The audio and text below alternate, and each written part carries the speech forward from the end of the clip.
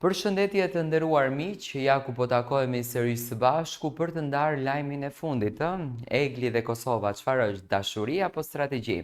Në fakt kështu e kemi titulluar. Pas përfundimit të edicionit të fundit të Big Brother VIP Albania 4, një nga emrat më të përfolur dhe më të komentuar ka qenë padyshim Egli Tako, bukuroshja që fitoi zemrat e publikut me sjelljen e saj të qetë, shikimin e drejt për drejt dhe raportin misterios me një tjetër konkurent, Gjestin, sot ndodhet në qendër të një tjetre narrative, vendimi i saj për të qëndruar në Kosovë.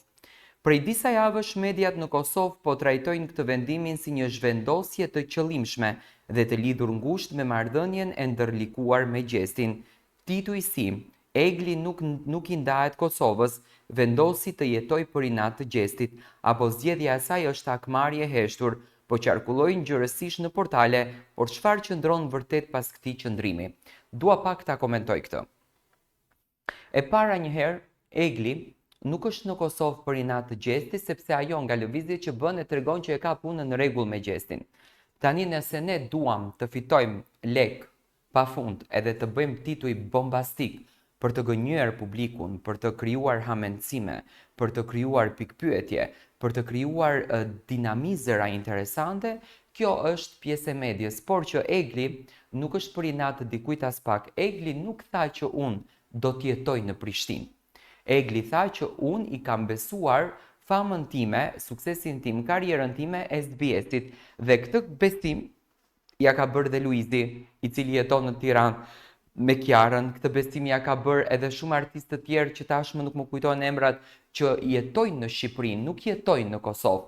Dhe Egli këtë gjën nuk e bëri për inat. Ajo i ka dy bonuse në këtë mes, të jeton dhe me Gjestin, por të ndjekën dhe karrierën e është bonus, ndërsa për inat jo, sepse Egli dhe Gjesti vazhdojnë të ruajnë marrëdhënien e tyre. Unë për këtë gjë jam shumë i bindur se po të mos ishin në marrëdhënie, zakonisht femrat shqiptare kur ndahen nga një djalë dhe kur e përfundojnë atë, fillojnë edhe flasin të pabomen e bëjnë të bome.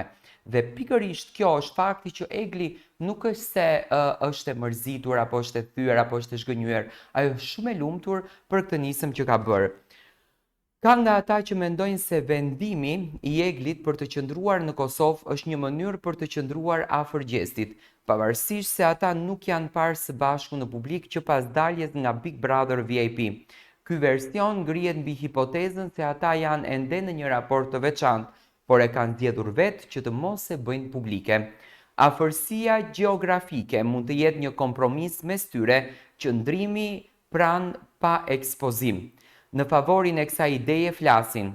Egli ka qenë e pranishme shpesh në ngjarje kulturore dhe profesionale në Kosovë, ka ndarë disa bashkëpunime me figura dhe media vendase, nuk ka pasur asnjë deklarat nga ajo që të përjashtoj Gjestin nga jeta e saj, asnjëri prej tyre nuk ka reaguar për të mohuar ndonjë marrëdhënie, çka vetëm sa e ndes më shumë kuriozitetin. Në këtë këndvështrim, zgjedhja për të qëndruar në Kosovë mund të jetë një formë e heshtur e ruajtjes së një afërsie emocionale, që nuk kërkon patjetër fotografi apo paraqitje publike. Nëse të dy janë të vetëdijshëm për sytë që i ndjekin, atëherë vendimi për të mbajtur gjithçka jashtë vëmendjes publike është shumë i qëllimshëm. Ndërsa teza e dytë është kjo. Kjo është një goditje drejt për Gjestin. Pse një goditje?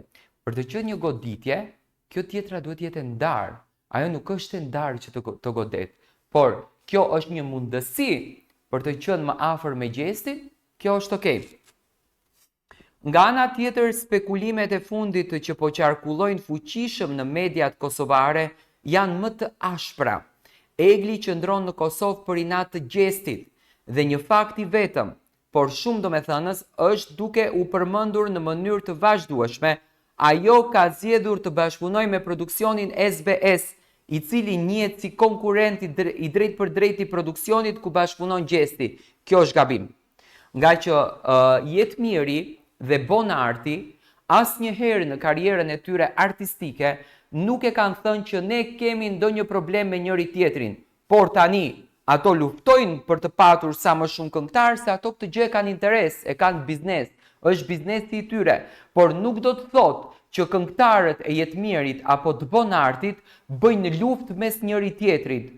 Përkundrazi, Ylli Limani ka bashkëpunim me Kidën, këngëtarin Mërgimin, që është pjesë e SBS-it, ndërsa Ylli është pjesë e 360 Music. Më thënë, kjo është gabimi më i madh që ne ta shohim këtë si urrejtje, si inat, si një mlef mes dy produksioneve. Produksionet janë si në mediat, unë e bëj punën e gazetarit që komentoj Median Roz, kolegu im Pietri komenton Median Roz, do me thonë kjo nuk është që ne kemi urrejtje në mlefin, inatin për njëri tjetrin. Njëri mund të ketë informacione më të sakta sot, tjetri mund të ketë nesër, por kjo nuk do thotë që është një urrejtje dhe nuk dua që ta shohin shqiptarët bashkëpunimin e artistëve në urrejtje, sepse ato mund të jenë burë dhe grua në shtëpi, por në profesione ato vendosen aty ku ato ndjehen më mirë. Në një realitet mediatik ku produksionet rivale luftojnë për shikueshmëri, kjo zgjedhje nuk shihet si rastësi. Përkundrazi, mediat po e lexojnë këtë si një deklaratë të heshtur pozicionimi nga ana e Eglit. Ndoshta një mënyrë për të thënë, unë nuk jam më pjesë e të njëjtit kamp. Ky vendim shihet si refuzim simbolik i afërsisë që kishte dikur me gjestin, përmes përzgjedhjeve së rivalëve të tij, një strategji për të ndërtuar identitetin e saj personal të ndarë nga i gjestit, një akmarrje e heshtur dhe elegante pa drama, por me qëndrime shumë të forta dhe të qarta. Nuk është e parë që figurat publike pas ndarjeve apo krisjeve emocionale pozicionohen në fronte të ndryshme mediatike dhe në botën e televizionit këto vendime kanë shumë më tepër pesh se sa duke në pamje të parë. Të gjitha këto hamendësime ekzistojnë në një sfond të përbashkët, mungesa totale paraqitjeve të përbashkëta të Eglit dhe Gjestit që nga përfundimi i reality show-ut nuk janë parë në publik, nuk kanë reaguar ndaj lajmeve për njëri tjetrin dhe nuk kanë postuar asnjë foto bashkë dhe pikërisht kjo heshtje është ajo që ka krijuar boshllëkun ku hipotezat dhe teoritë e komplotit ushqehen çdo ditë.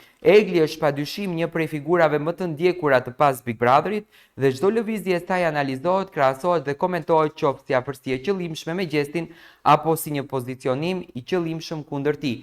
Fakti që ajo është zhveshur profesionalisht në Kosovë, është vendosur në Kosovë, nuk është rastësor, është një zgjedhje që flet edhe pse vetë ajo nuk ka thënë asnjë gjë. A është kjo mënyrë për të mbajtur kontrollin mbi narrativën që ndërtohet për të, apo është thjesht një hap i pavarur për të ndërtuar identitetin e saj personal dhe profesional?